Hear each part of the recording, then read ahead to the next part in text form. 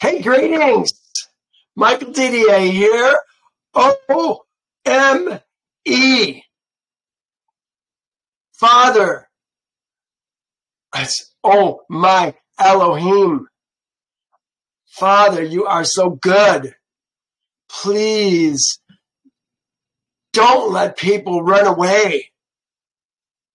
Open their ears, open their eyes so they can see and hear and understand the gems that I have put together for you today from Genesis 12.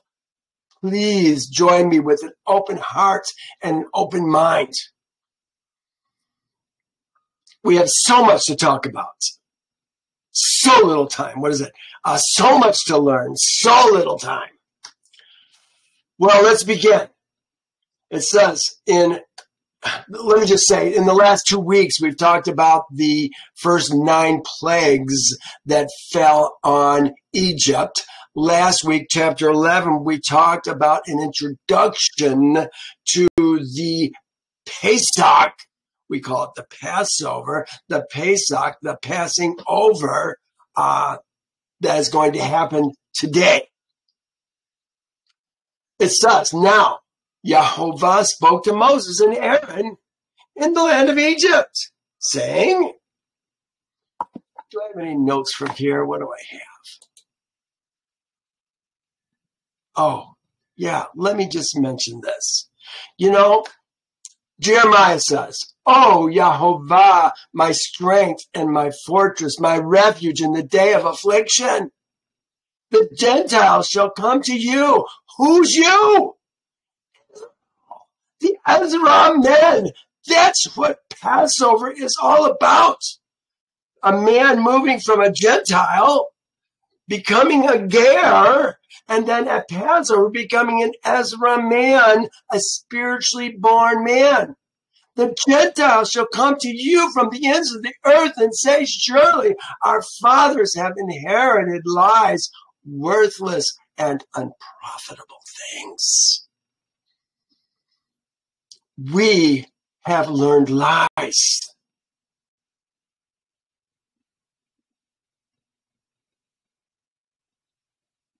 Let me take the chance of becoming an anathema to you.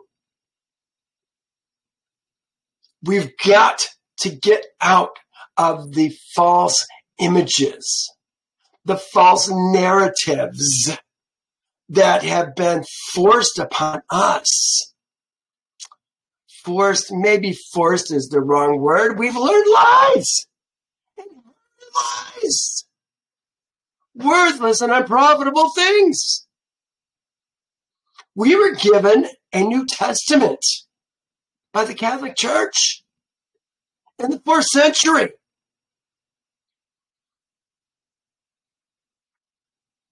I've got on my site, and I'm going to show it to you briefly so that you know where it's at. Here it is, false images, precepts, and then it goes false images, precepts, and then New Testament origins. This is New Testament origins. Where did it come from? Where did we get this Elohim that we call Jesus? Jesus Christ. Do you know he started out as Jesus Krishna? We've learned lies. When Paul went to the Bereans and told them what he was teaching them, they searched the scriptures to see if what Paul said was so. Which scriptures did they search? The law and the prophets. When Peter said, you are mistaken, I forget the words that he uses, we'll call it mistaken, where you're mistaken because you don't know the oracles of Elohim. What are oracles? The words of Elohim. Where are the words of Elohim? Those are the law and the prophets. Where it says, thus says Yehovah.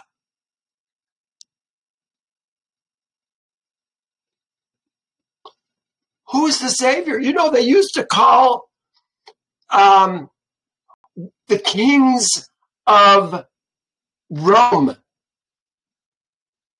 gods and saviors.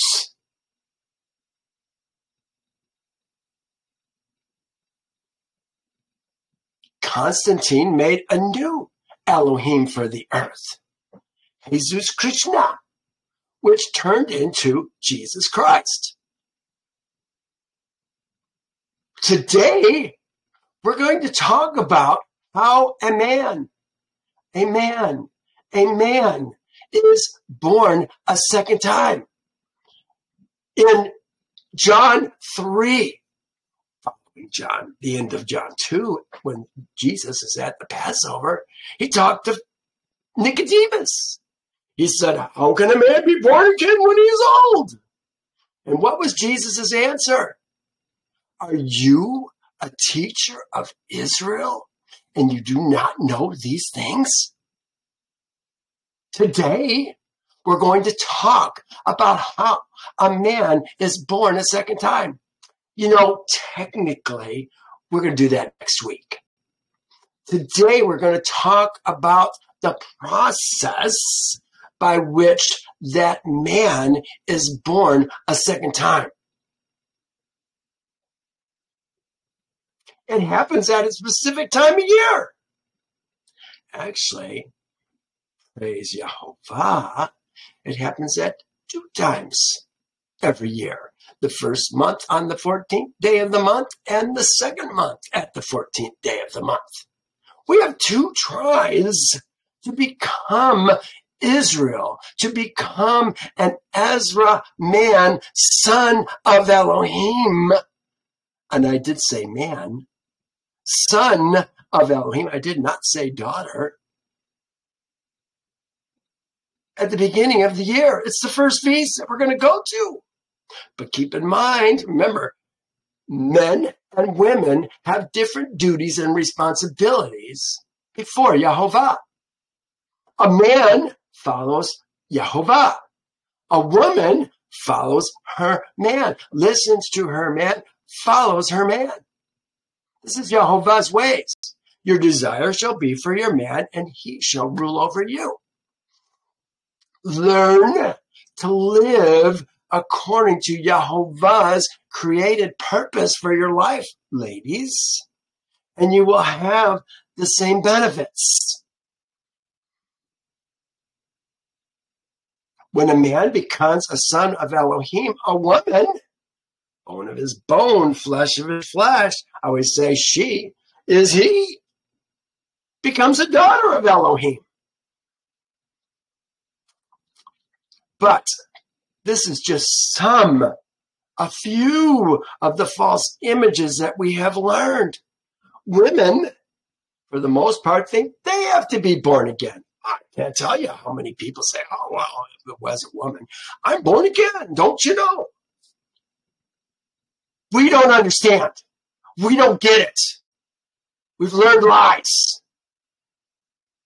Feminism has destroyed our families. The nuclear families versus the extended families is huge difference. We think in terms of nuclear families. We can't even imagine understanding the scriptures in terms of an extended family where you take care of your widows and your orphans. And so now we think we're supposed to take care of the widows and orphans in Egypt, and the widows and orphans in Haiti, and the widows and orphans in China. No, we take care of our widows and orphans. Israel's widows and orphans in the extended family that we live in. Oh my goodness, we have so much to learn. And I'm just to the first verse. Bear with me. Let's go back. Whoops, not that one. Hitting the wrong buttons here. I want to reduce that. It says, this month shall be the beginning of months. It shall be the first month of the year to you. This is Yah. He's talking to Moses and Aaron, but it's going to be the first month of the year to Yah. Now, he may be saying Yah, Moses, and Aaron, but in fact, it's for all Israel. Month here is the word Kodesh. Here it is. Ha-Kodesh. This Kodesh shall be your beginning of the months. This is Kodeshim, plural months. So we've got 12, sometimes 13 months. But the first month is this month. It shall be the first month of the year. It shall be to you for the first month of the year. Now, what month are we talking about? We saw it, but some people don't see even what they read. We saw during the plague of the hail that the barley, here it is right here, I think. Do I have it here? Oh, maybe I don't. I bet I've got it someplace. Oh, here it is. Yeah, no, here it is. Chapter 9, Exodus chapter 9. Talking about the Aviv month. This is the month that we are. This month. What is this month? This month is the Aviv month. Sometimes it says the month of Aviv, which makes it sound like the month is called Aviv. No, this is the Aviv month. Big difference. Because the Aviv talks about the barley being in the Aviv. The month that the barley is going to be in the Aviv is going to be the Aviv month. The first month of the year for us. This is, remember, first month, 14th day is the day that we're going to keep the Pesach, the Passover. Here it is, chapter 9, Exodus chapter 9, we talked about the flax and the barley were struck. For the barley was Aviv, and the flax was in the bud. But the wheat and the spelt were not struck, they are late crops.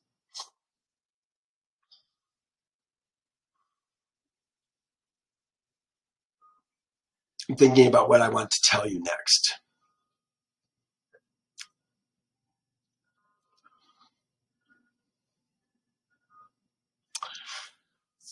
I wanted to say something else. I'm going to skip it for now. Here is yet another verse, 34.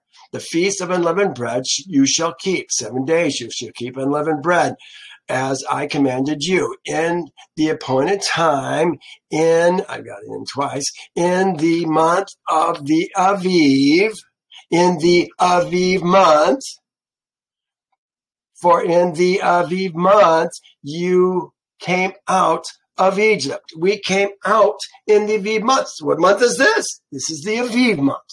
Okay, all that is so we understand when the first month is. We still look for the Aviv so that we know when Yehovah's calendar begins. This week, I went through on my blog. Let me go back there. I did the Hebrew calendar. This is what I did last year. I put together, and this week on Thursday, I put together all of the times, the dates that we're going to see the sliver moon in the land of Israel. That is the beginning of the month for us. The very next one that we're going to have is going to be April 10th. April 10th is the Aviv month. The Aviv is going to be ripe for all Israel's men to bring their first fruits. And I don't think it's not a huge amount. This is not the tithe. This is just a first fruits that they're going to bring to Jerusalem, to Yehovah. Now, this is the 30th day. Could we see the moon on the 29th day? Unlikely.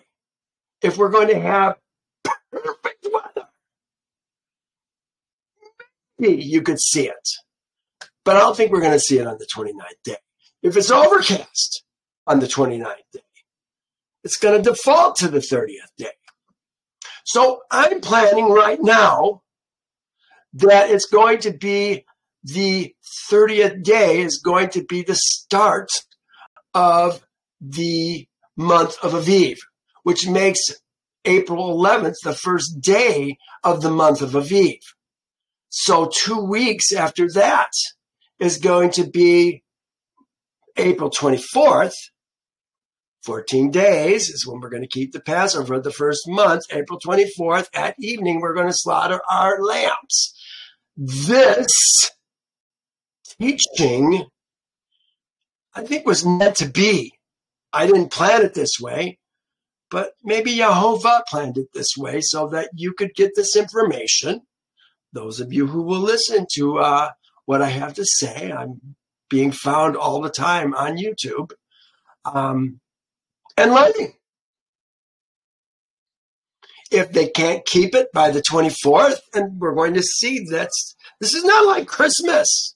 This is not like a birthday party that we're going to put together, or Easter where we're going to paint some eggs, hide some eggs, get a basket, buy some candy. Bullshit. We don't celebrate Ishtar. We celebrate Passover. Ishtar is nothing more than sun god worship. It's the spring equinox. We've learned lies. Christmas is the winter solstice. All of our Christian holidays are based on sun god worship given to us by the Catholic Church. And now that I'm saying that, let me turn to what the Constantine Creed actually says. In my Bible, on my topic notes, I have the Constantine Creed. This was put together at the same time that Jesus Krishna was put together, at the same time that the New Testament was put together. And listen to what it says. Constantine, this is kind of the beginning of the Catholic Church, you guys. He says, I renounce all customs, rites, legalisms, unleavened breads, sacrifices of lambs of the Hebrews, and all the feasts of the Hebrews, sacrifices, prayers, aspirations, purifications, sanctifications, propitiations, and fasts, new moons and Sabbaths. Do you hear what's going on here? The Catholic Church is trying to wipe out Passover. We're going to see today that Passover is to be kept from all generations as an everlasting covenant to Yehovah. We're going to see it in chapter or verse 14 or verse 17. 24, 42, one more, 14. I will find out. I forget. 4 verses. He's going to say it 4 times. And what we're going to see today, that's pretty amazing. Actually, I guess we're going to see 3 of them. We're only going to verse 39 today. So the one in 42 we'll catch next week. My point is that we have been taught that Jesus is our Passover lamb. Don't you know? The perfect lamb. Oh, we're going to talk about that today too. You guys, you have been trained in a false narrative that is going to make you die. You won't see eternal life. I'm going to show you where it is. The dead are going to be raised in the latter days. All those who cut covenant with Yehovah.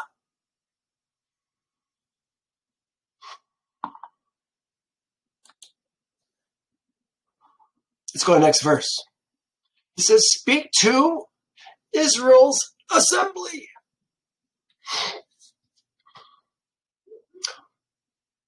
Who is Israel? See, we have been trained talking about the children of Israel. We haven't been talking about Israel's seed. We don't know that Israel, unlike, let's say, Israel's seed, unlike Adam's seed, Hez's seed, Jacob's seed, Noah's seed, are all men. Israel's seed are spiritually born men, Ezra men, sons of Elohim.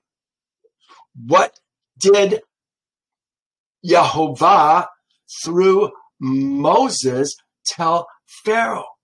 Let my son go. Let my son, my firstborn, my Bakar, go, that he may serve me. Or I will kill your son, your firstborn. There's a physical birth. These are all done under Pharaoh. In a sense, all Israel was born during Pharaoh's reign. Most followed Pharaoh. Most worked for Pharaoh. But you know what? There were Levites who didn't work for Pharaoh. They were Ezra men, more than likely, keeping a Passover of some sort. Remember, Abraham kept, they called it the time of life in Genesis 17 and 18. It's the same thing, same day.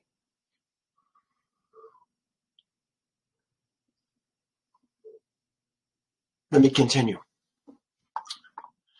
Speak to Israel's assembly. On the 10th day of this month, every man, again, man, think man. Passover is not about ladies. It's about men. We're going to see that over and over and over again. It's about coming into covenants with Yehovah. It's about having your sins forgiven you when you keep the Passover. Oh my, we've learned so much. Bad ideas. We have a lot more to rearrange in our thoughts. Every man shall take for himself a lamb. They say a lamb. Does this mean that we're supposed to only use lamb? I use a goat. I've used a goat for 15 years. I think in that 15 years of celebrating a real Passover, I've used a goat one time. It's because the person that I did it with, the group that I did it with, that I taught Passover with, had a lamb. We used a lamb. But the word that they use, not lamb, is this word, say. Here it is right here. Say. Through the idea of pushing out to graze a member of a flock that is a sheep or a goat. We're talking about a sheep or a goat. And it says, every man, according to his father's house, not his mother's house, shall take a lamb for a household. Now, household, you know, you read these things, and what do you think? Me, my wife, and my 2 kids. Isn't that what you think? Because we've been trained, because of the world that we live in, because you're easier to control when you have you, your wife, and your 2 kids. They can control you better. What if a man has multiple wives, like Jacob? Had multiple sons, and those sons had multiple sons. See, now you got a force to reckon with. The Catholic Church doesn't want you to do that. So they want you to take one wife. But you know, if you go to the New Testament, it talks about a man who's supposed to be, I forget if he's a deacon or whatever he is, but he says he should be a man who has only one wife. Well, doesn't that mean that some of the men had more than one wife? You see, we miss things. We've got to learn. When we talk about a household, again, what are we talking about? We're not talking about a nuclear household. Me, myself, or me, my wife, and my 2 kids. We're talking about multi-generational. The household mentioned here is not a nuclear family. It's a multi-generational, it is multi-generations of men. We are meant to live in extended multi-generational families. We have our grandfather, maybe our great-grandfather and mother living there. He's the head.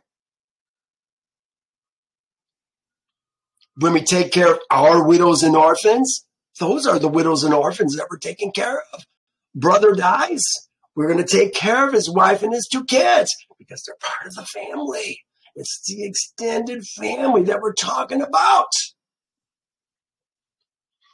A lamb for a household, but in this case, we're talking about households of Ezra men, Israel men. We're going to see a little bit here that all the men are to separate to Yehovah 3 times a year. Passover is one of those times. And we don't have women, especially women in their menses, or women who could potentially be in their menses and making us unclean, come to the Passover. You know, you look at Leviticus 15, talks about a woman in her menses. A man and a woman, when they have had sex, they're going to be unclean until evening when they wash, and then be unclean until evening. Can't keep the Passover during that time.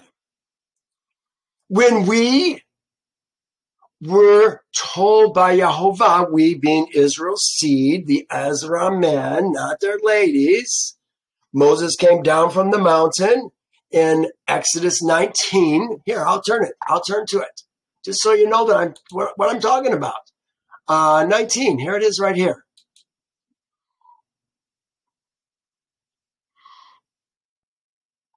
There.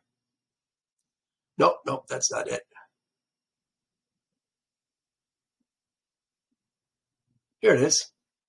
He says, and he said to the people, what people we're talking about? It makes it sound like all the people. No, he's talking to men. Moses talks to men. He doesn't talk to other men's wives. That's their job. The men talk to their wives. They don't listen to other men. They listen to their husband. He talked to the people. These are men people. Be ready on the 3rd day. Do not come near a woman. It says your wives. No, it says do not come near a woman. Why? Because she'll make you unclean if she's in her menses. He says, then it came to pass on the 3rd day in the morning that there was thundering and lightning and thick clouds. We went up to the mountain. Israel's seed went up to the mountain. Not the servants, not the ger, not the women. Maybe the children, the male children, I suppose could. Maybe male servants could even go up to the mountain. But we're talking about men. Only men, heads of families. No, I take it back. I don't think the servants did, because the ger didn't. It was only Israel's seed that went up to the mountain. The ger stayed behind. They were the mixed multitude. We're going to see them. Maybe we'll see them today, I think. Mixed heads of families. They were the new ger. Probably men from Egypt that said, hey, we're going with you. We saw what your Elohim did to us. We're going to follow him. Anyway, talking about men people. There's not going to be ladies at these things. You know, when we have houses and extended families, we have rooms, maybe even separate buildings where a woman in her menses would go for those 7 days because she's got to be separated. We can't sit on a chair that she sat on. We can't wash in a bowl that she washed her hands in. Can't sit on a bed that she sat on. So got to put her in a different spot of the house. I remember my grandparents had a room, an apartment in a sense, in their house for my grandmother. It had kitchen facilities and sleeping facilities and living facilities, completely separate from the rest of the house. This is what we have for our families. Remember, we're talking about extended family, so the room is going to be used constantly because of all the ladies in the house who are having menses throughout the month. Even men, in a sense, could go into that area, I suppose, if they are unclean. We'll talk about that in chapter 15 of Leviticus again, because they're kind of in the same situation. You can't sit on a chair that he sat in because he's unclean. Okay, let's move on.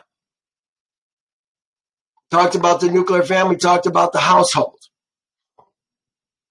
He says, and if the household, I'm on verse 4, and if the household is too small for the lamb, it says lamb. Okay, what does it actually say? It says say, for the say, lamb or goat. Let him and his neighbor next to his house, talking about a man and the man next door and the men who go with him next door,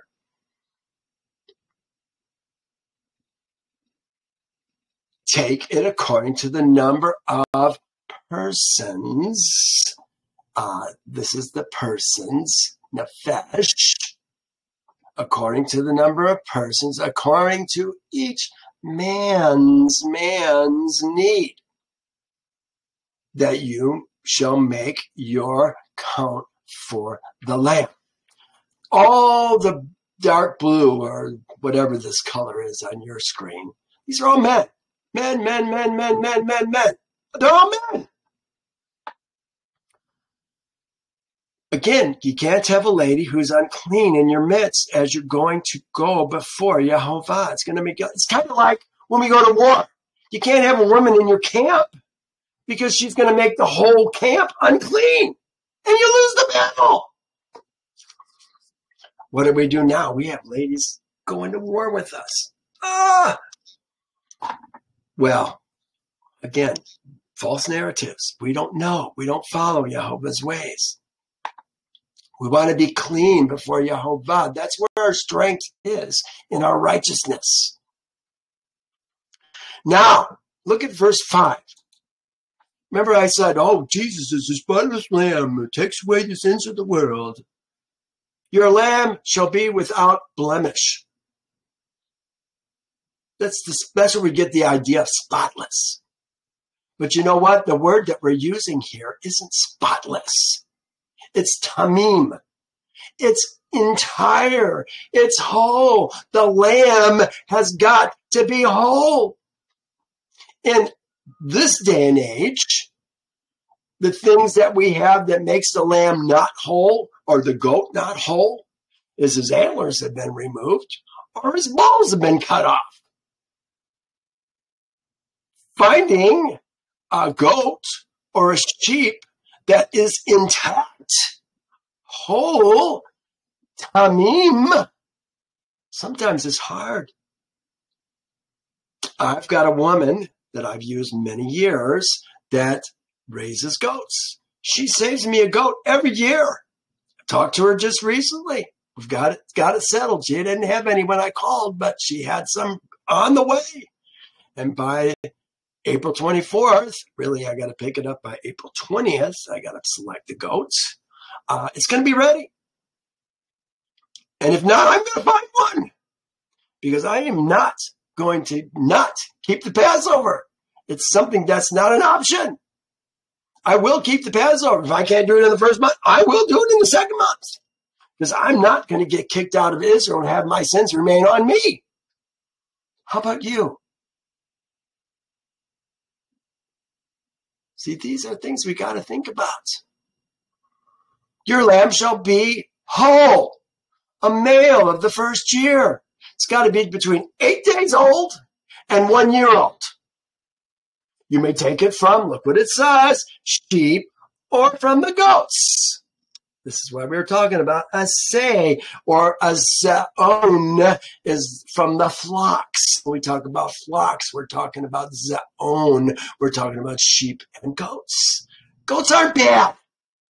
Christianity wants to make sheep good, goats bad. Please, you're killing me. Ignorance.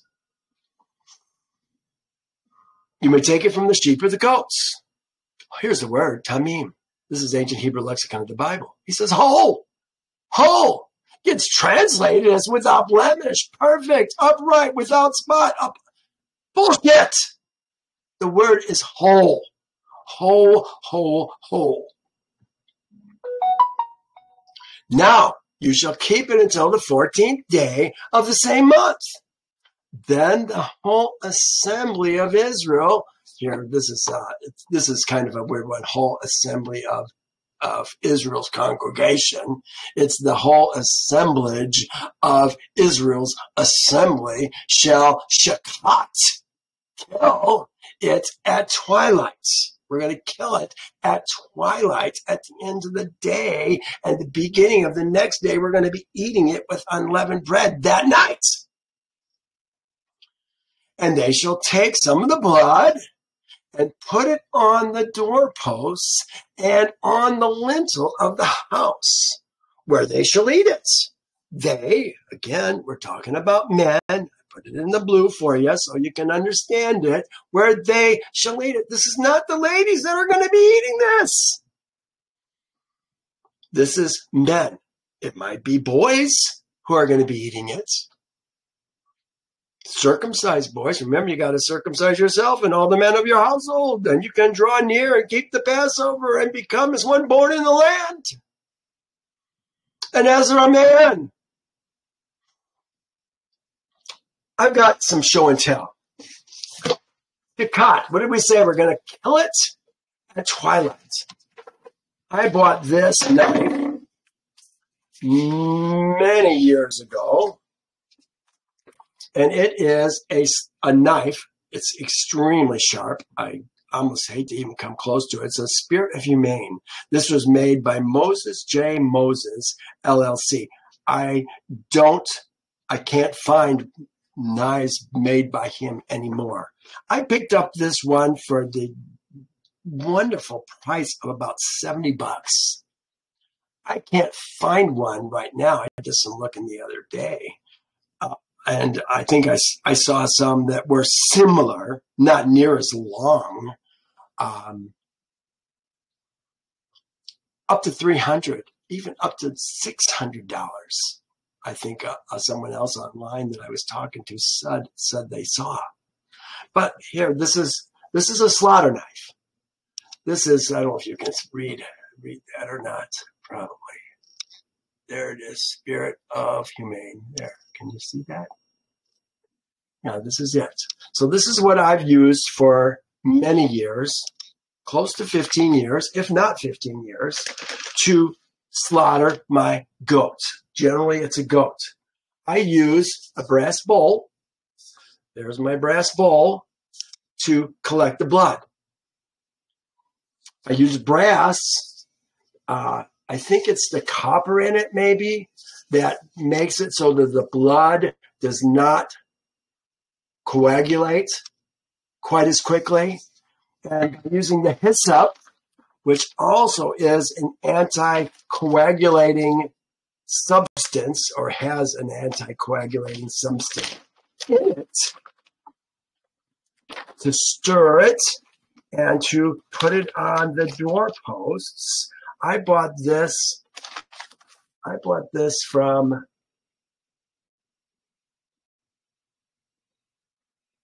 Greece, is where I got this. This is hyssop. This is dried hyssop, because hyssop is a plant that dies every year. I could never get mine to grow to where I wanted it to be able to use it. But this hyssop that I can use in conjunction with my bowl to stir it, keep it from getting too coagulated, and be able to put it on the doorposts. Well, that's my show and tell for today. On my site, let me go to my site once again. Some of the things that we're going to talk about here are celebrating real Passover. Under Feast of Yehovah, here's the calendar that I showed you just a moment ago. Here's the Feast of Yehovah. You drop down to Passover, and then to the right, we have celebrating a real Passover. That's what this is right here. I put this together. Someone asked me to put together something for them so that they knew how to keep a Passover, and I tried to be as thorough as I could.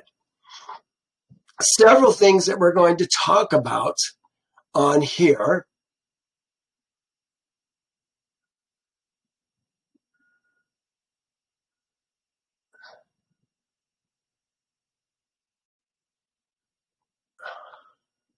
My first question. First and most important consideration is, why do we keep a real Passover? We do it to come into covenant with Yehovah, or to renew our covenant with Yehovah. Here it says in Exodus. No, I don't want to use that one. But I don't want to go into this too far.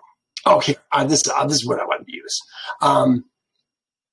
But the man who is clean, but the man who is clean and not on a journey, who ceases to keep a real Passover, Pesach, that person shall be cut off from his people, because he did not bring the offering of Yehovah at the appointed time.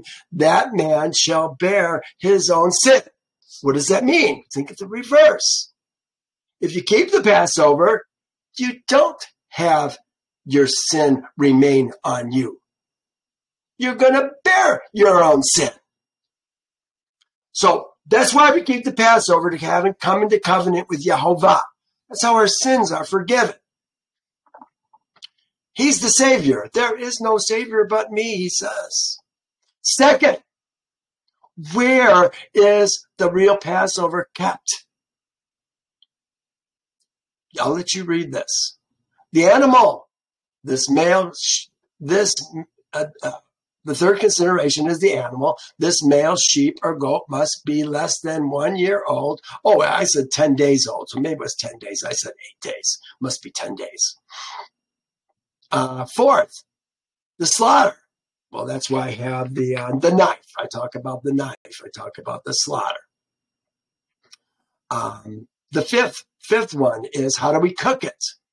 We're going to talk about that today. Do we cook it? Just throw the whole thing in the fire? How do we cook it? Cooking the animal. We create roasting. Well, that's the big section. So sixth is, who eats the Passover? You got to be a ger, or you got to be an Ezra. The native-born son, or the Ezra, shall not eat the Passover. Somebody who doesn't know Yehovah's ways doesn't keep the Passover. Someone who even knows Yehovah's ways but hasn't joined themselves to Yehovah's people doesn't keep the Passover. If you got an Elohim besides Yehovah, you don't keep the Passover. My Elohim is not the President of the United States. I don't vote. My Elohim is Yehovah. Last time I voted was in 2000. And I regretted that, because I voted for George Bush, who brought down the tower a year later. With Mossad, with the CIA, with probably the FBI, and who knows who else. No, we've learned lies. So the Ger and the Ezra eat the Passover. Seventh, the seventh consideration is the actual eating of the lamb. Who eats it? Does the ladies eat it? No, the ladies don't eat it. Eighth, do not leave the property until daylight.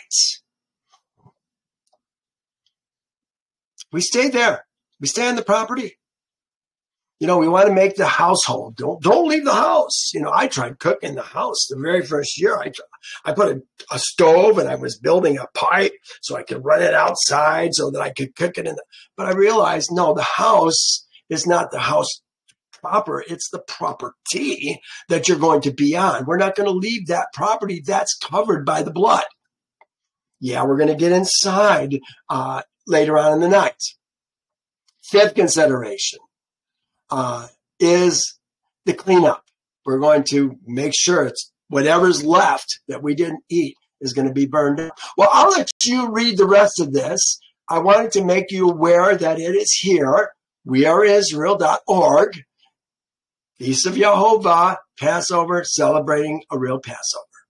I've got other things related to Passover on here that you may be interested in as well.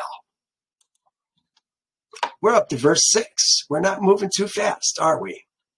And they, men, shall take some of the blood and put it on the doorposts of the lintel of the house where they eat it. And again, that's what I showed you, my brass bowl.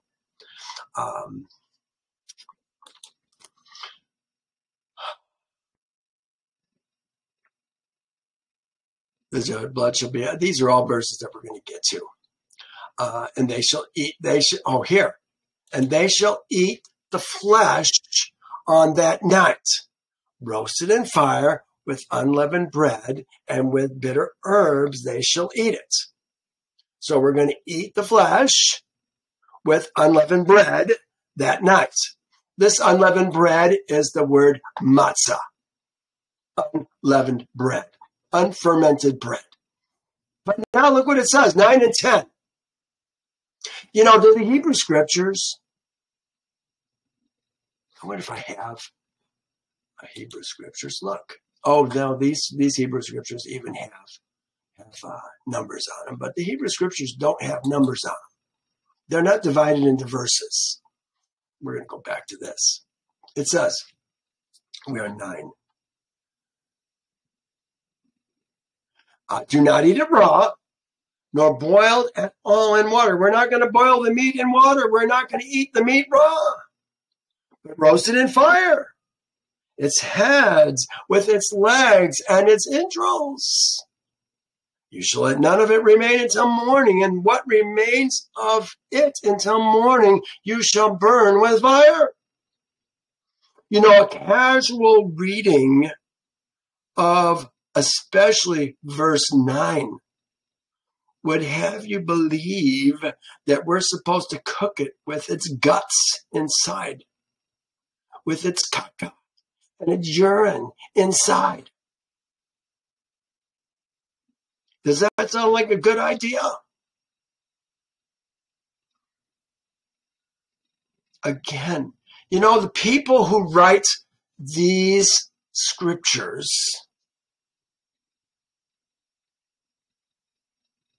don't want you to keep the Passover, because the publishers, the people who published these books, are owned by the deep state. They don't want you to go that direction. They want to keep you away from that direction. They want to keep you in Christianity. Right now people are falling back to Christianity. Oh yeah, we're going to follow Jesus. Oh, please, you're killing me. It's just another false narrative that they're taking you back to. I call Jesus the golden calf of the modern age. That's what he is. He's the golden calf of the modern age. We're worshiping the calf instead of the creator. Yehovah. We cover his name. Wherever it says the Lord's, The Lord's Passover, Yehovah's Passover is what it says. Not the Lord's. Capital L, capital O, capital R, capital D always covers up Yehovah. Capital G, capital O, capital D always covers up Yehovah. When Jesus supposedly said, "Our Father which art in heaven, hallowed be thy name." What the hell is his name? We don't even know. That's how far disconnected we are with Yehovah's ways. His name is Yehovah. His name that we swear in, that we don't take in vain, is Yehovah. You shall not take the name of Yehovah in vain. That's what it's talking about, because we swear in his name, because what we do, what we say we're going to do. Just like what Yehovah says he's going to do. That's another freebie.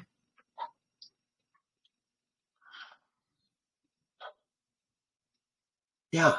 Here, I put my own interpretation on this verse. Do not eat it raw, nor boiled at all with water, but roast it in fire. Its head, see, I put a period. Its head with its legs and entrails, you shall let none of it remain until morning. Anything that does remain until morning, you shall burn in fire. See, it all has to do with the punctuation. If you put its head, its legs with verse 10, there would be no confusion. But again, they don't want you to learn it's the deep state. It's the rulers of this dark world that we live in right now. They don't want you to know Yehovah's ways. They don't want you to know how to be born again. That's why they give you a New Testament. Believe in Jesus. Took me a long, long, long time to be free of that false narrative. Let's continue. You shall let none of it remain until morning, and what remains until morning you shall burn in the fire. There's other people that say it kind of the same way. They're all pretty close, I guess. Let nothing. Do not keep it. Do not keep any of it till morning. Anything which is not used is to be burned with fire. I remember the very first year we kept Passover, we thought we did a perfect job. And the next morning we saw the goat's testicles laying on the ground. I don't know if it fell out of the bucket or what happened, but that's threw it in the fire. So we still did it perfect. But yeah, we were really surprised to see that the next morning. But it got burned in the fire, and all was well and good. And thus you shall eat it with a belt on remember we're talking about men, that's that same color again, on your waist, your sandals on your feet, your staff in your hand. You shall eat it in haste. It is Yehovah's Pesach. Pesach. It's Yehovah's Pesach. For I will pass through the land of Egypt on that night, and I will strike all the firstborn. The word firstborn here is the same word. Actually, I think I'm going to even have it down here. I'll bet I do. Yeah, I do. Okay. Is Bekor. It's men. If we're going to talk about a woman, we're going to talk about Bekorah. It's got the hay at the end of it. This is Bekor, firstborn son of a man or an animal. Firstborn male, let's say male. Makes it easier. Male of a man or an animal. For I will strike through the land of Egypt. On that night, I will strike all the firstborn of the land of Egypt, both man, Adam, and Behemah, beast. And against all the Elohim of Egypt, I will execute judgment. even their sons, Pharaoh's and his underlings, their sons are going to die also. Remember, he said, let my son go. Let my son, my firstborn, go, that he may serve me. Or I will kill your son, your firstborn. Well, this is what we're talking about, the Elohim of Egypt. We have Elohim in our land. Who's your Elohim? Yehovah, or the Elohim of the land? You know, all you do is open up your wallet. You'll find out who your Elohim is. You just don't know. You signed your doggone driver's license and committed yourself. Got to choose to serve another Elohim. What does it say? We hold these truths. This is the Declaration of Independence. We hold these truths to be self-evident that all men are created. All these, we hold these truths to be all men are created equal. They are endowed by their Creator with certain inalienable rights. Among these are life, liberty, and the pursuit of happiness. To secure these rights, governments are instituted among men, deriving their power from the consent of the governed. Who do you give your consent to? You know what? When I get pulled over, I don't get a ticket because I haven't consented to their rule. What do they say to me? Have a nice day, Mr. DDA. Drive carefully. It's happened to me 8 times probably in 20 years. Drive carefully, Mr. DDA. Have a good day. Well, this is Bakor that we're talking about. And again, here's what I've been quoting. Then you shall say to Pharaoh, thus says Yehovah, my son, my firstborn, there's the Bakor, is Israel. Israel, the Ezra men. So I say to you, let my son go that he may serve me. For if thou refuse to let him go, indeed I will kill thy son, thy firstborn. See, the plagues that fell on Egypt were all designed, remember the first 3 plagues fell on Israel too, or fell on Jacob's seed as well. But the 4th through the 9th plague, and the 10th plague for that matter, if they kept the Passover, didn't fall on Israel because they became Israel. First, they left Pharaoh's realm, his leadership in their life, joined themselves to Yehovah and followed him exclusively. And if they did, they were smart enough to do that, they kept the Passover the way they were taught to do it. And they lived and became Ezra men, had their sins forgiven, and became sons of Elohim. Do you want to be a son of Elohim? I hope you do.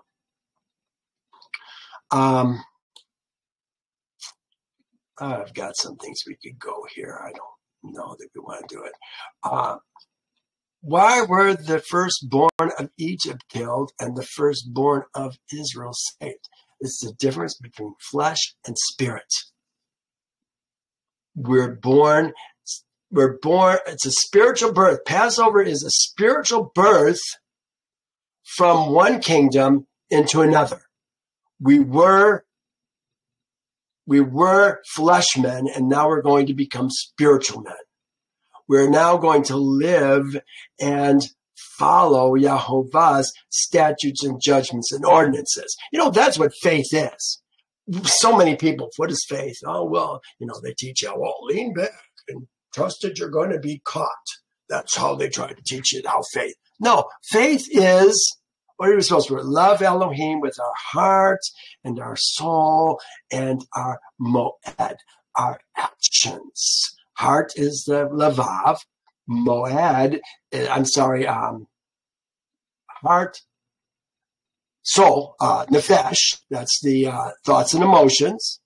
And then our moed, our moed, think it's moed. Heart, lavav, nefesh. I think it's moed. Our actions. It's not. Michael, Yes. Moed's appointed times for Moed. Yeah, that's why I'm confused. What do you remember what it is? No, not off the top of my head. Sorry. Okay, yeah, that doesn't help me too much then. But yeah, Me'od. That's what it is. I know it's so close. Moed, Me'od. With your lavav, your nefesh, your Me'od. Your actions.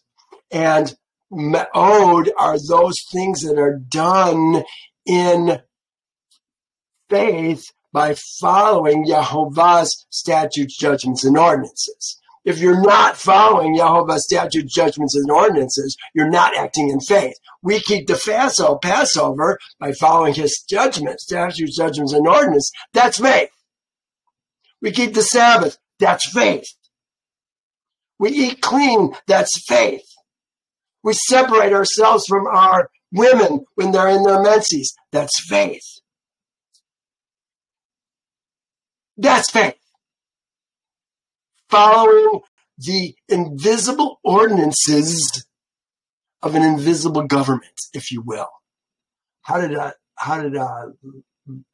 Hebrews, Abraham dwelt in the land? How did it go? Hebrews 11.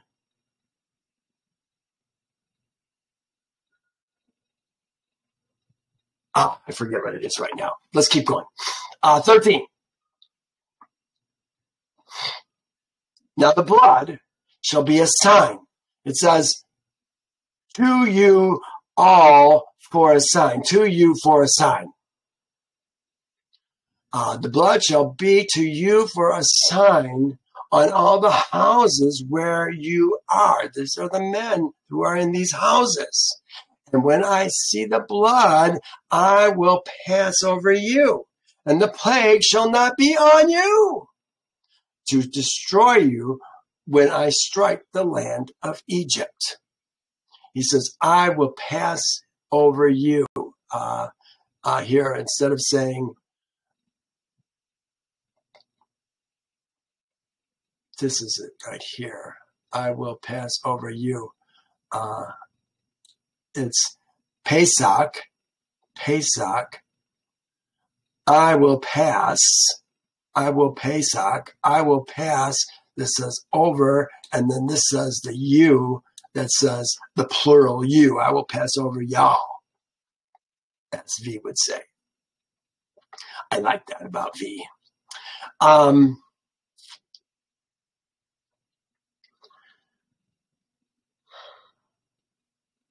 14. So this day shall be to you a memorial, and you shall keep it to all your generations throughout. Here. 14, 17, 24, 42. Those are the 4 verses that says this. So this day shall be to you a memorial, and you shall keep it, do it, as a feast to Yehovah throughout your generations. Who's your? Israel's seed is the assembly of Israel, and the Ger who are going to join themselves and become Israel's seed throughout your generations. You all shall keep it as a feast by an everlasting ordinance. Well, 4 times, verse 14, verse 17, verse 24, and verse 42, he's going to say the same thing almost verbatim every time. Do you think maybe this is important to Yehovah? You know, when Yehovah repeats himself, y'all better listen, because he's serious about what he's saying.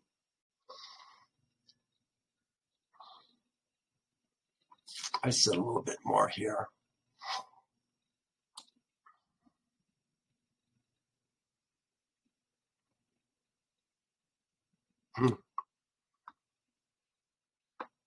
Yeah, this day, which day? 14th day of the month of the Aviv month. This is the first of 4 times in this chapter Yehovah uses this kind of language. Throughout your generations, you shall keep it as a feast by everlasting ordinances. How long is everlasting? And throughout your generations. Here it says in Psalms, they shall fear you as long as the moon and the sun endure throughout all generations. I would say generations is a long time, as long as the sun and the moon endures. 7 days, you shall eat unleavened bread. The first day, you shall remove leaven from your house. Oh, this was interesting. What is it that we're supposed to remove from our house? Maybe I don't have it here. Or do I? No, I don't see it right off here. 7 days you shall eat unleavened bread. The first day you shall remove the leaven. The word that they use for leaven is seor, from your houses. For whoever eats leavened bread, and that is not seor bread, that is the seor is the leavening. Whoever eats leavened bread from the first day until the 7th day, that person, remember we're talking about men persons, are going to be cut off from Israel. What does it mean to be cut off from Israel? You know, I had never thought about this until I think this morning. What does this mean? Whoever eats unleavened bread, whoever doesn't keep the Passover, we just read it right here in 9. But the man who is clean and is not on a journey and ceases to keep the Passover, that same person, that same man shall be cut off from among his people because he did not bring the offering of Yehovah at the appointed time. That man shall bear his own sin. What does it mean to be cut off from your people? Remember, we're living in multi-generational families. There's lots of men there. What we're talking about is getting kicked out of the family. You can't stay in the family if you're not going to stay in Israel. See, we are so limited when we start thinking in terms of nuclear families. Me, my wife, and my 2 kids. It doesn't fit with the scriptures, and it throws off our thinking. We've got to think bigger. On the first day, there should be a holy convocation. Day 1, remember 7 days, we're going to eat unleavened bread. On the first day, there's a holy convocation. On the 7th day, there shall be a holy convocation for you. Who? Y'all. Remember, if you get kicked out of Israel, your family's going with you. Your family's not going to stay behind. They're going with you. So you're screwing up your sons, your daughters, and your wife. Or wives. Your women. Where you go, they go. This is why, who was his name?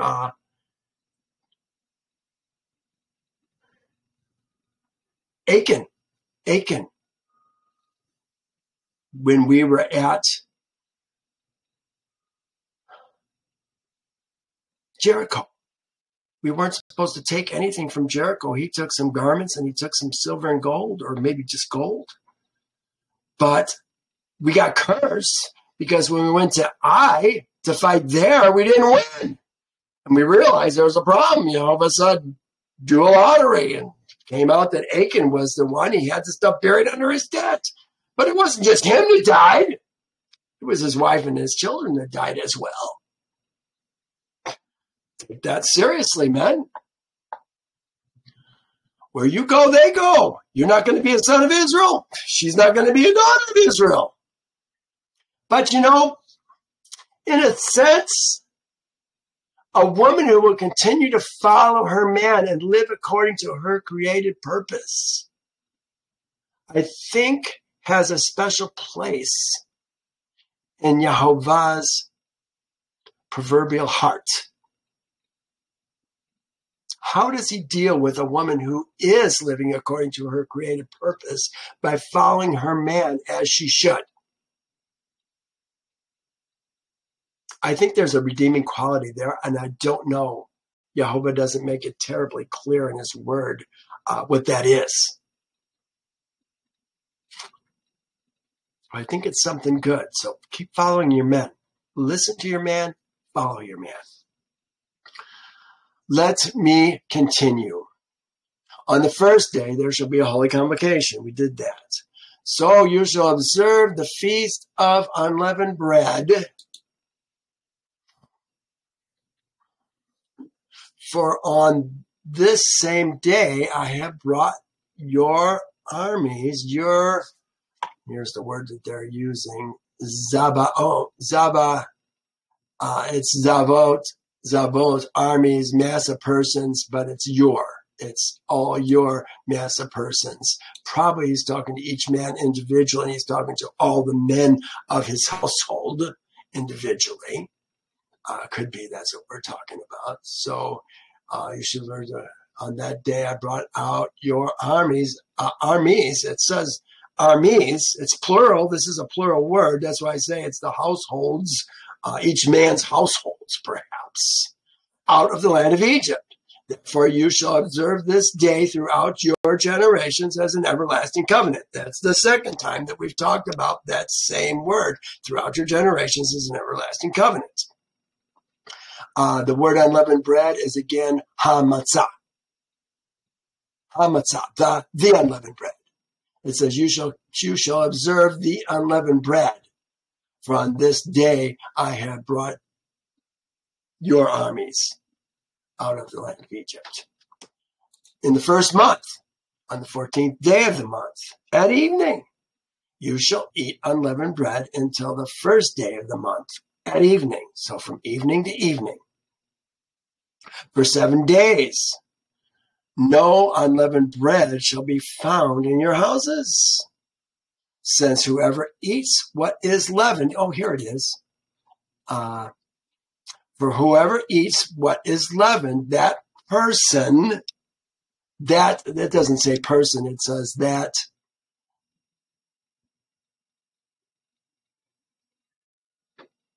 No, it says the person. It says the person.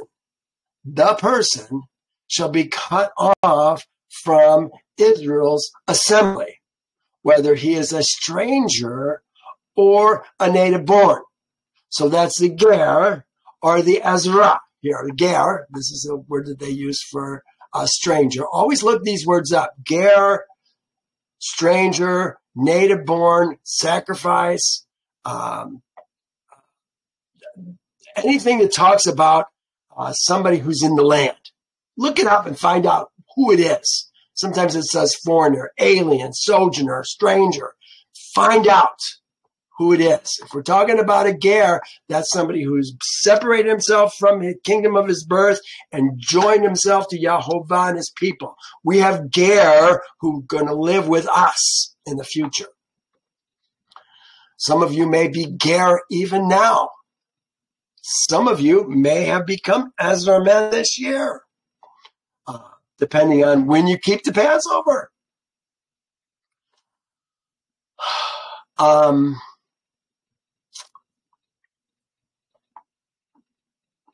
Okay, so Ger and Ezra. Here's the Ezra man. They are often translated as native, but then they say tree or person, bay leaf, homeborn, one's own country. This is all designed to lead you to go in a different direction. And Ezra man, we're going to see in other places, especially when we talk of Leviticus 17, when we talk about Leviticus 23, when we talk about clean and unclean food, we're going to see that, and the feasts, maybe 23 is the feast. We're going to see that the Ezra and the Israel seed are used synonymously. They just say it in different ways. But you see, you can't see it unless you look at the big picture. You learn little by little, here a little, there a little.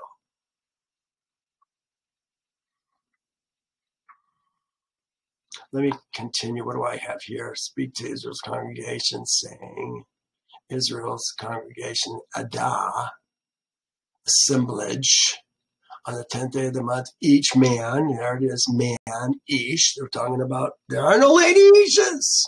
So take a goat. 7 days, no unleavened bread shall be found in your houses. That's the one we're reading right now. From Israel's congregation, whether he is a ger or the land's Ezra. The land's Ezra. 20. You shall eat nothing leavened. Oh, didn't we have? I thought I had that word out. I know I pulled it out somewhere. Maybe we'll come across it still. You shall eat nothing leavened. In all your dwellings you shall eat unleavened bread. So here is leavened. Oh, maybe this is it. Matzah. Kametz. That's the other word. If the bread has, I think it was sa'or. If it has sa'or in it, then it is kametz. Kametz bread.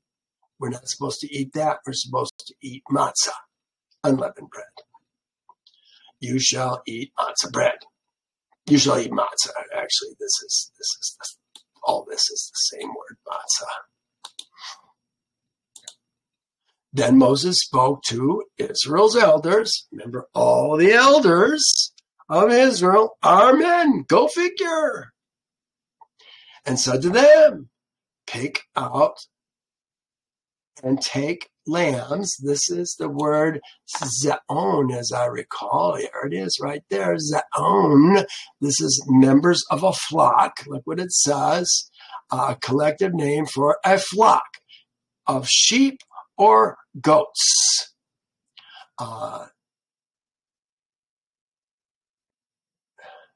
Pick out and take a lamb for yourselves and for your families.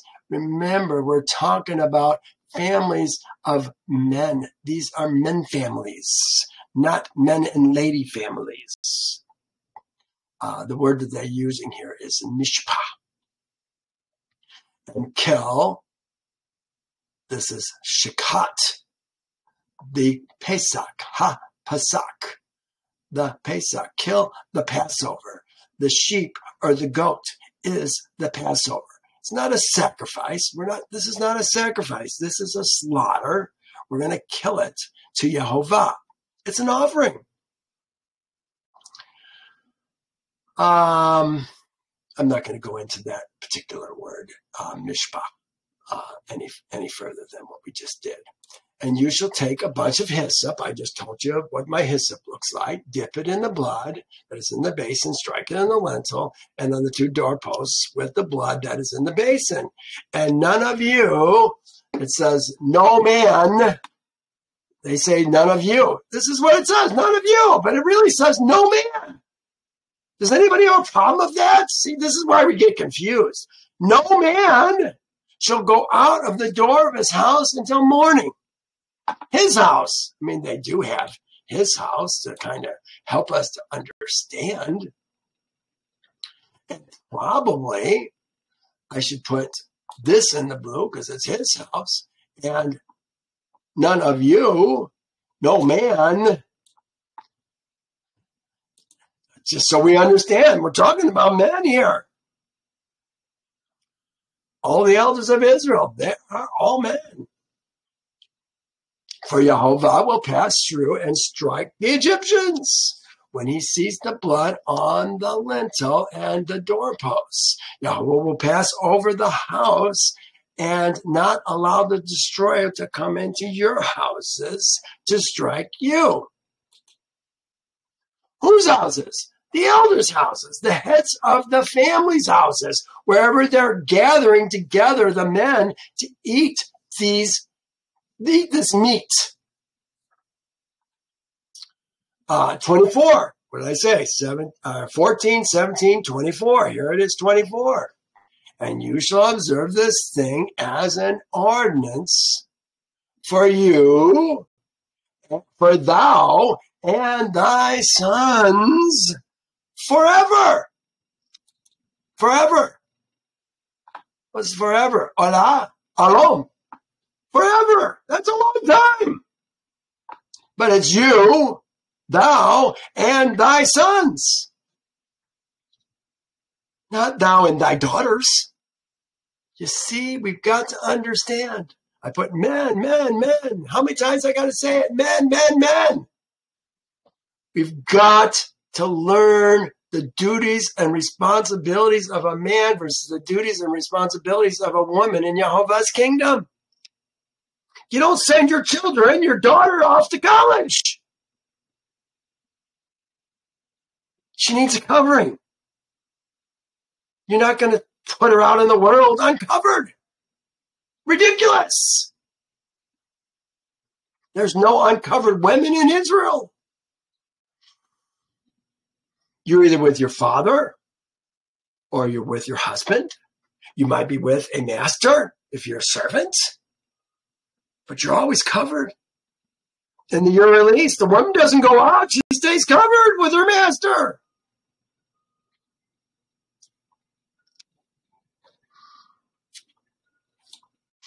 Well, we talked about ordinance. I'm not going to get into all that right now. Oh, 3 times a year. We got to spend some time on this. Let's go there. 3 times a year. Here it is right here. 3 times each year. 3 times thou shalt keep a feast to me in the year. This is from Exodus 23. Thou shalt keep a feast of unleavened bread. That's this one. Thou shalt eat no unleavened. Thou shalt eat unleavened bread 7 days, as I commanded thee.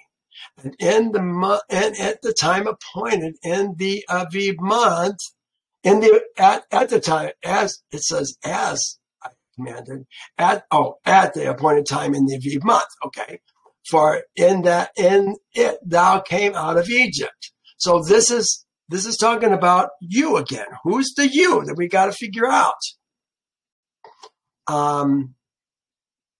For in it thou came out of Egypt. Now none shall appear before me empty at the feast of harvest. So this is the second time, 3 times a year. Unleavened bread, feast of harvest. Shavuot is what they're talking about.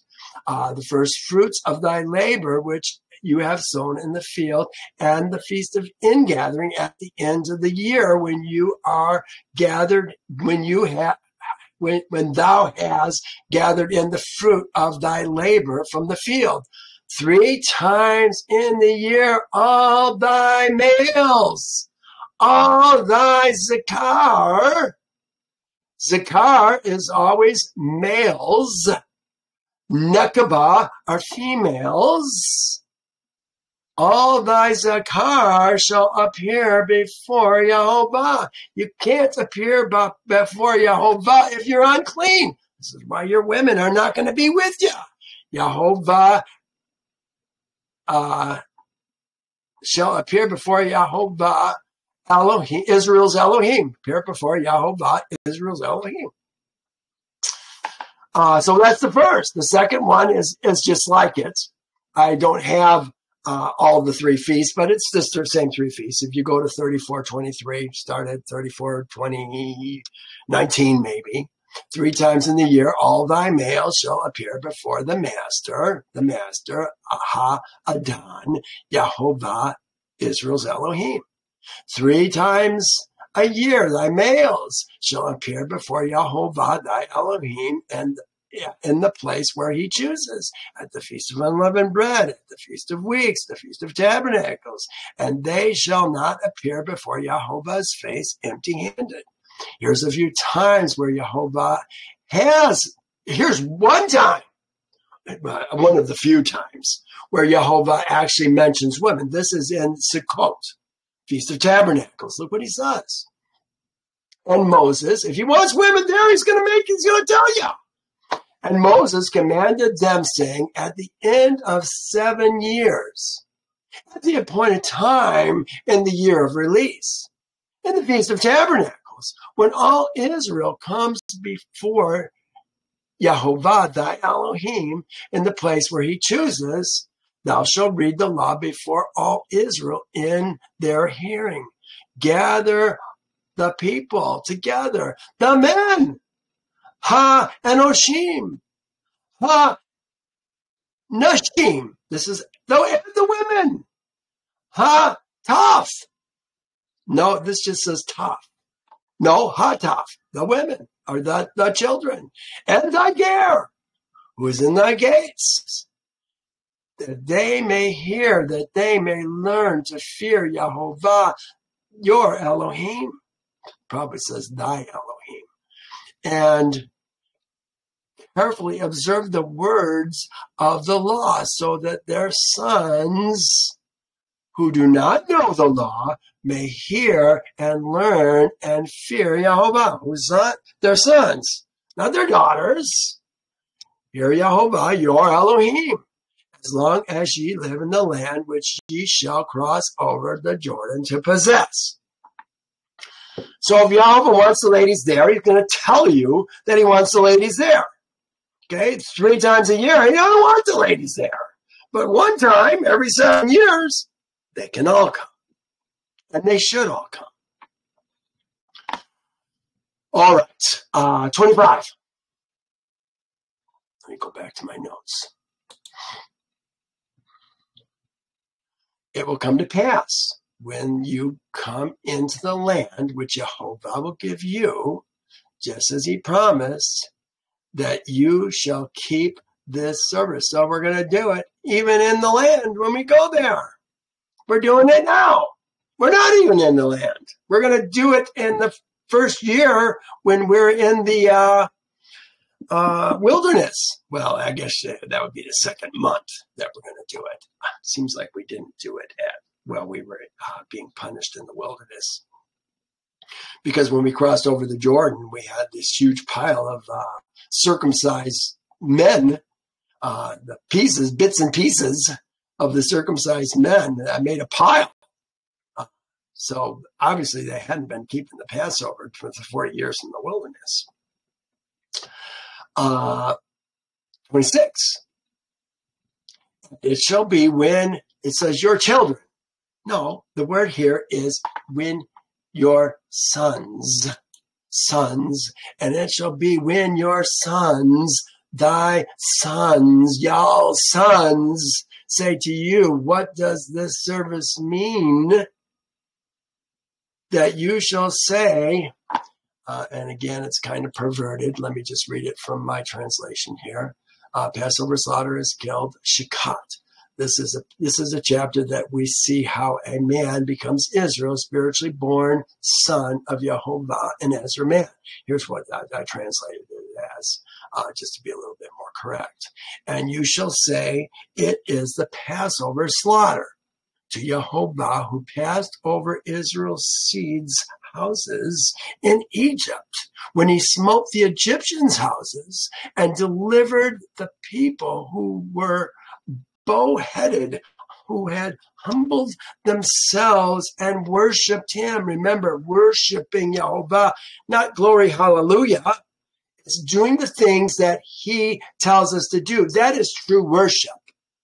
Acted in accordance with his desire for his men. And now in Psalms, look what it says in Psalms. This is talking about Yehovah coming back. Gather together my saints, my kind. Yehovah's Ezra men are Yehovah kind, spiritually born men. Gather together my kind, my Kassid, my saints, to me, those who cut covenant with me by slaughter. That's what it says. Cut covenant with me by slaughter. He's talking about Passover. Those are the men who are going to be raised from the dead. And I believe when those men are going to be raised, so are their women. Here, dare I go to Isaiah briefly? Isaiah 26. This is what Isaiah said about it. Your dead shall live. I'm reading verse 19. Thy dead shall live. Thy dead. This is Yehovah's dead. Shall live. Together with my dead bodies, they shall arise. Awake and sing, you who dwell in the dust. For your dew is like the dew of herbs, and the earth shall cast out its dead. Come, my people, into your chambers, and shut your door behind you. Hide yourself, as it were, for a little moment, until the indignation is past. For behold, Yehovah comes out of his place. He's coming back. It's not Jesus who's coming back. It's Yehovah who's coming back in a cloud. For Yehovah comes out of his place to punish the inhabitants of the earth for their iniquity. Remember, those who cut covenant with him have their sins forgiven. The earth shall disclose her blood and will no more cover her slain.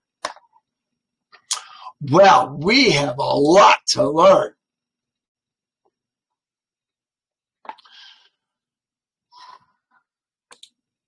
(28) Then Israel's seed went away and did,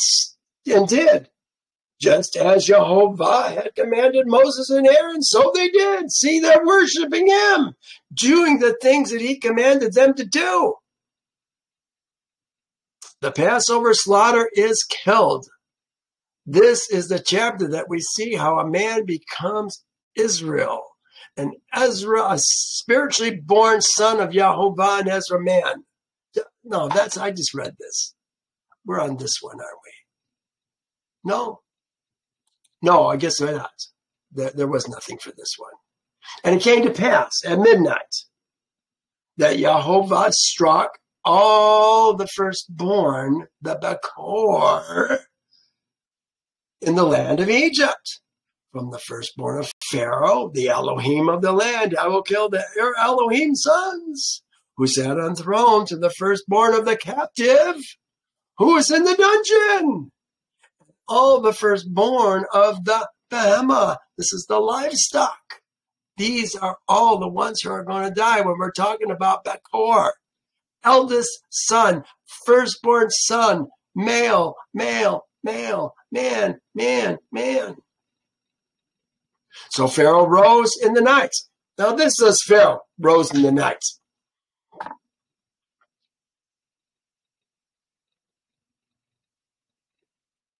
He did rise in the night. He and all his servants and all the Egyptians. And there was a great cry in Egypt, for there was not a house where there was not one dead. You know, again, if you think in terms of nuclear family, which they didn't have, they had extended families living in these houses. So there was not a house that there wasn't somebody dead. Probably several somebodies. But if you think in terms of myself, me, my wife, and my two kids, well, you know, then maybe there was somebody who didn't die, I suppose. You had daughters. But we're not talking about that. So there was no house where somebody wasn't dead. Then he called to Moses and Aaron by night and said, rise. It says he called to Moses. How did he call to Moses? Did Moses come to him? Or did he go to Moses? I'm here to tell you, he went to Moses. Look what it says well, first, let's look. It says, then Pharaoh, this is Exodus 10. This is right after the plague of darkness. Then Pharaoh said to him, get away from me. Take heed to yourself and see my face no more.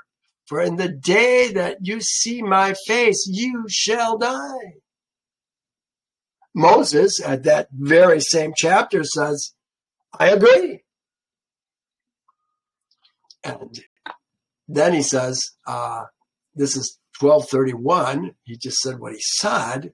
But look what it says in Yasher. In Yasher, Moses did not return to Pharaoh, but rather Pharaoh came to Moses instead. And as I recall, Rise and Go, I remember reading it said he pleaded with Moses, and maybe it was in Yasher. Here, let me just read this. And Dathia, the daughter of Pharaoh, remember that was the woman who raised up Moses, took him out of the river, the Nile, and raised him as her own, went forth with the king on that night to seek Moses and Aaron in their houses. And they found them in their houses, eating and drinking, rejoicing with all Israel. And Pharaoh, king of Egypt, approached Moses and Aaron and some of Israel's seed who were with them in that place. And he prayed to them. Listen to that. He prayed to them. It's pleading. He's pleading to them, saying, rise up, take your brethren, all Israel's seed who are in the land with it's all Israel's seed with their sheep and oxen, all belonging to them, and they shall leave nothing remaining.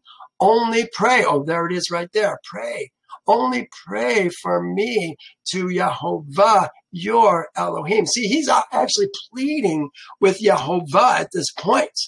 Well, Yehovah's still going to harden his heart, as we're going to see in future days.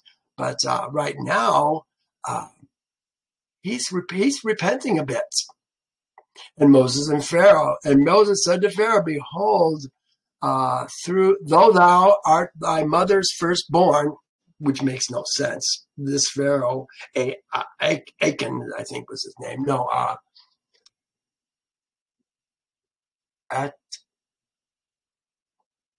Remember, he's the short, less than 2 foot, fat guy with a long beard down to his feet. Of course, when you're only 2 feet tall, it's not that long of a beard anymore, is it?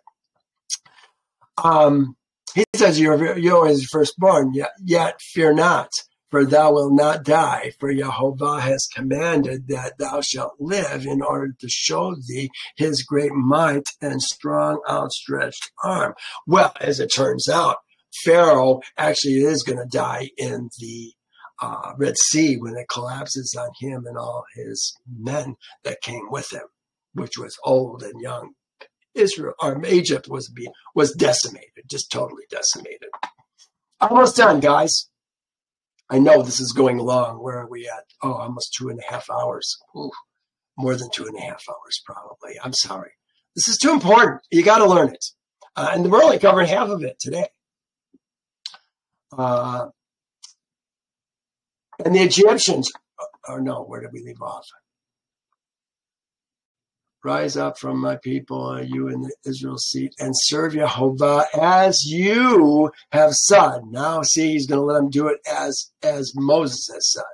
Also, take your flocks. Remember, he's going to say, you can go, but leave your flocks and your herds. Take your flocks and your herds, as you have said, and be gone, and bless me also. That's what I say, and pray for me also. And the Egyptians urged the people that they might send them out of the land in haste, for they said, we shall all be dead. So the people took their dough. They took their dough. What does that mean? Before it was leavened, having their kneading bowls bound up in their clothes on their heads. Taking it before it was leavened, does that mean it's going to be leavened in the future? It's a really strange verse. Here it's verse 39, the last verse we're going to read today, was talking about dough. It was the dough. The dough was cakes of unleavened bread that they were actually taking. The dough was cakes of unleavened bread. We left in haste, I put. 35. Now Israel's seed had done according to the word of Moses. Isn't that what Israel's seed is always supposed to do? Live according to the words of Moses? Nothing has changed. and they had asked from the Egyptians articles of silver, articles of gold, and clothing. And Yehovah had given the people Ha'am. The people are who? They are the men, favor in the eyes of the Egyptians. So they granted them what they requested, and they plundered the Egyptians. And Israel's seed journeyed, then they say it, then it probably says, and Israel's seed, and Israel's seed journeyed from Ramses to Sukkot. About 600,000 men on foot. It doesn't say men. It says Gebarim. Gebarim. Gebarim on foot. Besides children. Tough is the word that they're using for children. I have to ask you, where are the ladies? Where are the ladies? How come they don't talk about the ladies? They never talk about the ladies. The ladies are in their man. She is me. My woman is me. Bone of my bone, flesh of my flesh. Where I go, she goes. Where my arm goes, where I go, my arm goes. No difference. Talking about warriors. These are Gebarim. Mighty men. We saw in Yasher the mighty men of Elohim often fighting with the Egyptians. Remember how many times we saw this in Yasher in the past? When they have an army come against them, 100 men were more powerful than 4 million men, or even 400 million men of the Egyptians, where they were getting taken by some of the large armies that came down from Esau, Edom, with the Moabites and some of the other countries that were around them, the children of the East, the East seed. We fought them, chased them away, didn't lose a man. That's how mighty we are. And that's why they call us Gebarim. Gebarim. Ha-Gebarim. The mighty men. It's plural. It's male. There are no mighty women that we're talking about. The women are in their men. They're not even mentioned. But then the next verse, look what it says. And a mixed multitude went with them. What is the mixed multitude? It's Arav Rav. Arav Rav. The Arav is mixed. The Rav is heads. Mixed heads of families. Here, this is Ancient Hebrew Lexicon of the Bible. You got to get Ancient Hebrew Lexicon of the Bible if you want to understand Yehovah's word. Here. Rule, master. The picture, Rav, this is talking about this word here, Rav, which is the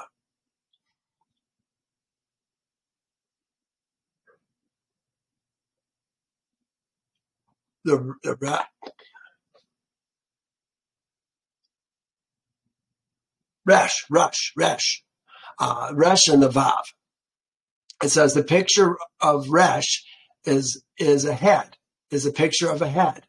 The Bet is a picture of a tent representing the family. Combined, these mean head of the family. Each family has a master that rules all cases. This is the head of the family. This is what the man is doing. We talk about the master's bed. That's the master's bed. Ladies don't always sleep in the master's bed. They have their own room. They can't sleep in the master's bed when they're unclean.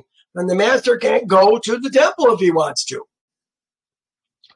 That's the master's bed. Each family has a master that rules in all cases, trials, conflicts, and contests. This person was the representative of the whole tribe, one of abundance, one abundant in authority and wisdom. These would be brand new Ger and their family. So these are the new Ger. These are probably Egyptians Maybe there are people from other countries as well, but primarily Egyptians who saw what Yehovah did and said, I'm going with them. And that's exactly what they did. And they baked unleavened cakes of the dough which they brought out of Egypt, for it was not leavened because they were driven out of Egypt and could not wait, nor had they prepared provisions for themselves because they left in haste. Well, we're going to stop here. Next week, we're going to talk about two very special men, but 4 different types of men. The Ben Nakar, the Toshab, the Ger, and finally the Ezra, the son of Yehovah. Oh, so interesting. And we're going to do chapter 13 next week as well.